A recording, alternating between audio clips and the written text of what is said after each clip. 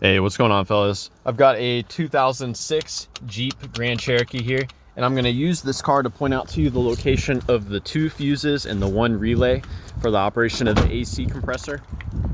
So we're gonna start under the hood, pop this open. Now, the first thing I like to do is tap on the relay. I've seen a lot of situations where the relay can get stuck, and tapping on it can unstick it, and you might hear your compressor start to engage once you do that. So this is your AC relay right there. Feel free to tap on it as well. Although an even better troubleshooting step would be to swap it with a known good relay. So I like to use the horn relay, which is right here, because it's real easy to tell if your horn relay is working. But you can use any other relay you'd like. They're all interchangeable. So yeah, that's the AC compressor clutch relay. There's a fuse here, this 20-amp fuse. And when the compressor clutch is engaged, power from this fuse is sent to the AC compressor. Now, looking at the pins where the relay plugs in at, I've got them color-coded, and I'll briefly detail what each one of them does. So there's power coming in from this fuse at all times, and that's present at that red pin.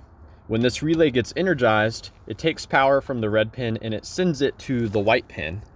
That white pin goes directly to the AC compressor, and you can actually provide power to this pin yourself with a wire, and the compressor should engage if it's working. I will caution you to not do this unless you're absolutely sure that the Freon in the system is properly charged. And you can check that with a gauge that's located on the passenger side on that AC line. Now, these other 2 smaller pins, those are how the relay is energized. You should see a constant power coming in at this pin from a fuse that's inside the car. And there's a ground that comes in from that pin right there. And that ground, that actually comes from the powertrain control module. And there's a couple reasons why it would not send a ground. Like if it's not properly charged, or maybe if the engine is overheating.